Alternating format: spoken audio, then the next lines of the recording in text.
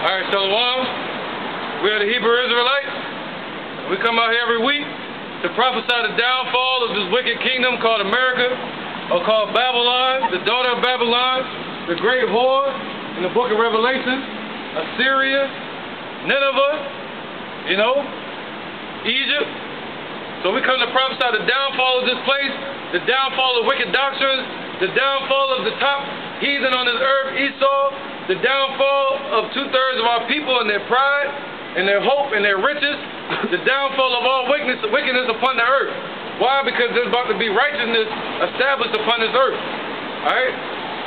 So we want to give a message out to any brothers out there that may be dealing with things at work, or in their personal life, or with their children, or with their family. Alright? And the root word today is going to be integrity.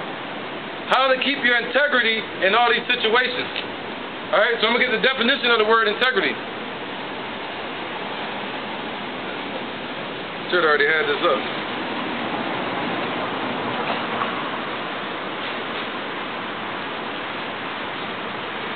Alright, here we go. Damn it. Here you go. This is the word integrity. It says, the quality of being honest and having strong moral principles. Alright?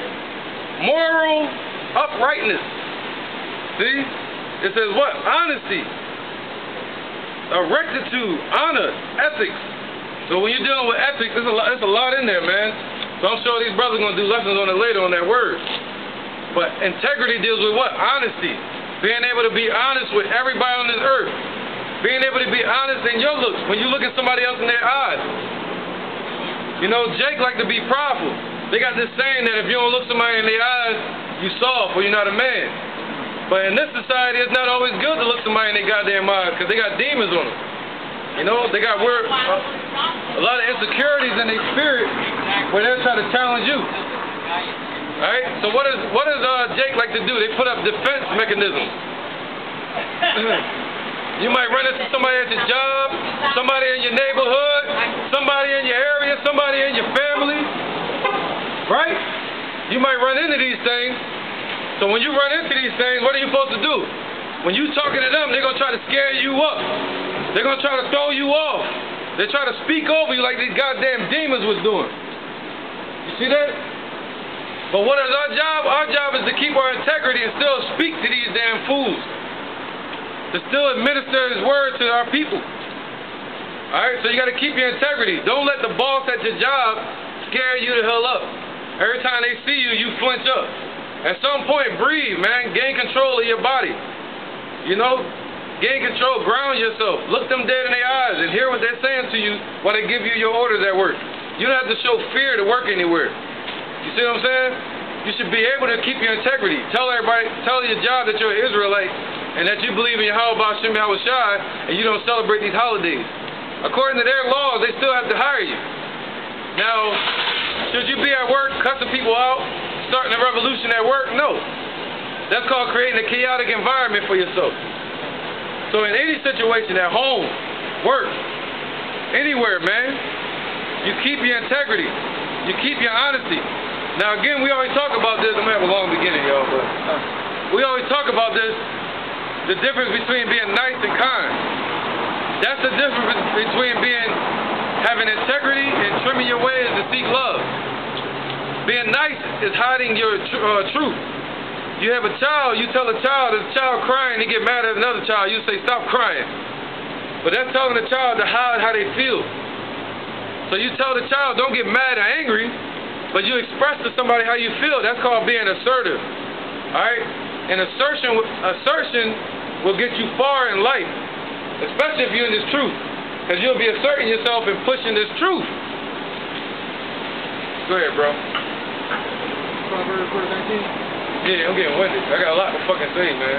Come on, this is Proverbs chapter 19, verse 1. Better is the poor that walketh in his integrity. See that?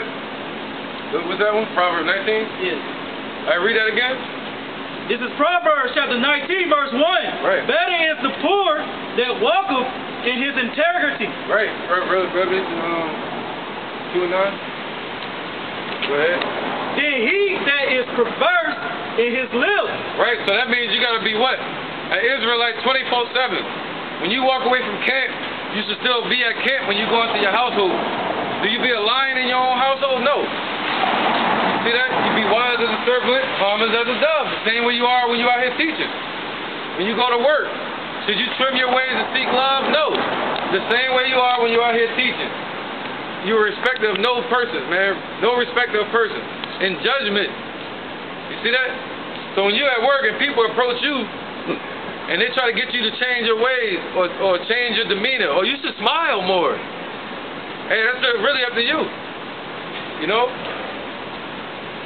So he said what?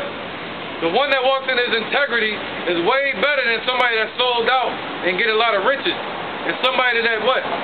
Alters or perverse. What's that? To change their ways, to change their doctrine, just to fit other people. You know, you may see some homosexuals at work, and what do? They promote homosexuality in America. So they'll bring that shit to you and expect you to smile about it. No, you look dead at them, you might not say nothing. You see, you don't have nothing good to say, don't say it at all, right? But you be wise as a serpent, harmless as a dove. Let them walk their path, but that don't mean you have to agree with it. You got a foolish manager at work, erratic, doing dumb shit, fucking up, but he wants you to be under him. You use the scriptures. The scriptures say that you are not to make yourself an underling to a foolish man. See that? So you stand on the word everywhere you go in life. You know, a woman should not usurp authority. You're going to have a woman manager at work, and her whole deal is going to be usurping authority over you because you got a beard. And you're a man. She want to be over you. So how do you deal with that? You show balance. You show her your intelligence. You see that? You kill it with your intelligence and your patience. Do you be like, yes sir, yes sir? No, the scriptures say when you work as you're working for the Lord, man. He's going to reward you. And he's going to punish them that's oppressing you. Alright? Go ahead, brother. We'll start from the top again. One more time, yeah. Alright, this is Proverbs chapter 19, verse 1. Better is the poor that welcome in his integrity. Right, who are the poor? The poor represent the children of Israel. It's better to walk in your integrity, not hide just your truth. Yeah, you don't need to be walking around with fringes all the damn time. But yo, when somebody asks you what you believe, you say be apt to teach and ready to give an answer for what you believe in. Go ahead, brother. Revelation 2 and 9. Right, it's getting loud out here, but it's whatever. Let's get it. Go ahead. It says, I know thy works and tribulation. Right. The Lord knows our works and our tribulation. He see you working at your job.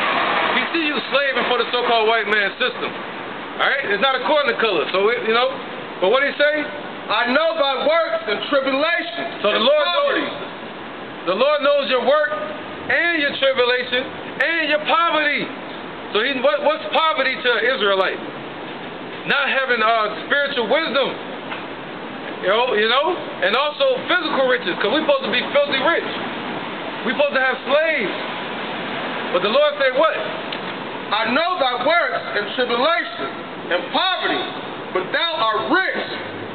And I know the blasphemy of them which say they are Jews and are not. Right, but go ahead, bro. But are the synagogues of Satan. Right, so them fake Jews over there in that land, they're the fake Jews. We're the real Jews that were scattered around the four corners of the earth. You see that? But he said, I know your poverty, and I know your tribulation, but you're really rich. How are you rich?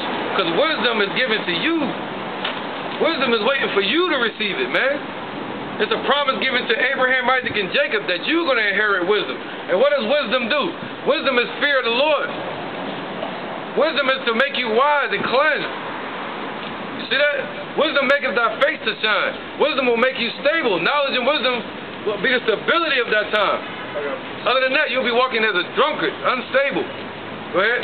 This is Deuteronomy chapter 4. Verse 5. That's right. It says, behold, I have taught you statutes and judgment, even as the Lord Yahweh Shemi Yahushua commanded me that you should do in the land whither you go to possess it. Right. Keep therefore and do them, for this is your wisdom and your understanding in the sight of the nation Boom, man. That's beautiful. Which shall hear all these statutes and say, surely this great nation is a wise and understanding people. That's right, man. For what nation is there so great who hath Yahweh so nigh unto them? As the Lord Yahweh Ba'Shem Yahushai is our power in all things that we call upon him for. Right. What does it say? Faith is the evidence of things hoped for, the substance of things not seen. So people seeing you at your job, the so-called white man seeing you at your job, they know that the Lord is with you. They know that they're about to go into goddamn slavery. That there'll be some punishment for their forefathers put on them. They'll know that. They'll see it in you. They'll be like, oh, this ain't no regular nigga. I gotta watch him. I gotta stay away from him. Or I gotta respect him. And man, look how intelligent he is. Look how smart he is. Look how wise he is. What God you serve? Yahweh. His son named Yahushua. You see that? That's why you don't trim your ways, man. You be the example anywhere you go. And you got Jake at your jobs that's watching. They watching you. The same ones pointing their finger at you, they watching you, man. They try to break you like they tried to break Job. But he say, what? This is our what? Our proof in the sight of the nations, man. You see that? This is your proof. Keeping the laws. You got it again? No, you got to make sure. Go ahead, bro. This is Psalms, all right, chapter 26, verse 1. A Psalms of David. It says, judge me, O Yahweh, for I walk in my integrity, and I trust also in the Lord Yahweh Ba'Shem Yahushai. Right. Therefore I shall not slip. That's right, man. What it say? Knowledge and wisdom shall be the stability of that time. If you keep your legs stable, it keeps you from what? Slipping. And what comes after a slip? A fall. See that? You fall. A just man fall 7 times and get back up again, yeah. But this word will keep you from slipping. Why? Because you'll be watching your steps. Alright? And you're keeping your integrity in your walk. You see that? Walking in what? The righteous way. He said moral value, moral uprightness. So that means what? Keeping your ethics and your morals in righteousness. Your integrity and righteousness, not integrity in the world. You see, like a church pastor, what integrity does he have? Alright? But if you're in this truth, your integrity is going to be on this foundation of this truth, which acts as a beacon or a light to the world. Go ahead. Oh, you got something else? Go ahead. Alright, this is the book of Proverbs, chapter 16. Verse 7, when a man's ways please the Lord, he will make of even his enemies to be at peace with him. That's right, man. And what ways please the Lord? What he called you to do, trying to keep the laws to the best of your ability. You see that? In the sight of the nations. Not all of a sudden when they come around, you know, the laws just go out the window. You know what I'm saying? You kind of bend your will. They say, hey, you got to work on Saturday. You don't say nothing. You just come to the camp and say, hey, I got to work Saturday. Instead of going to the boss and say, yo, I'm an Israelite. I've been teaching, and I got something to do on Saturday. Well, my Sabbath is on a Saturday, but you'll be lying to the Esau, you know. But you'll be doing that so you can go teach. Because the Sabbath is according to the new moon. Go ahead, bro. Yep. Romans chapter 3. Oh, Paul. Yeah. Through my lie? Yeah.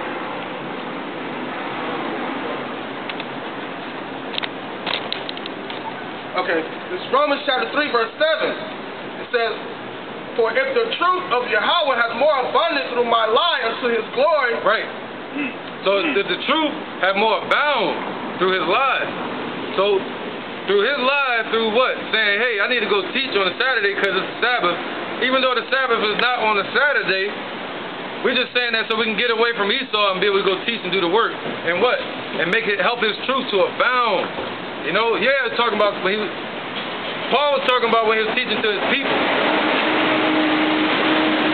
But this is in reference to something else dealing with when you're at work. Go ahead, bro. It says, for if the truth of Yahweh has more abounded through my lie unto his glory, why yet am I so judged as a sinner? Right. So you can't what? What they say? The scriptures say the elect are judged of no man.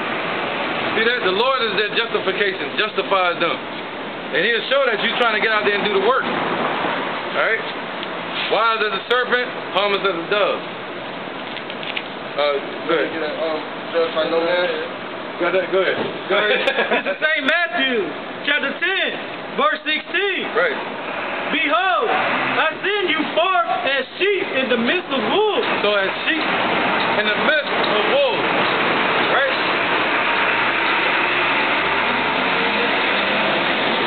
So are we wolves? I know that's it loud, right? Golly, man.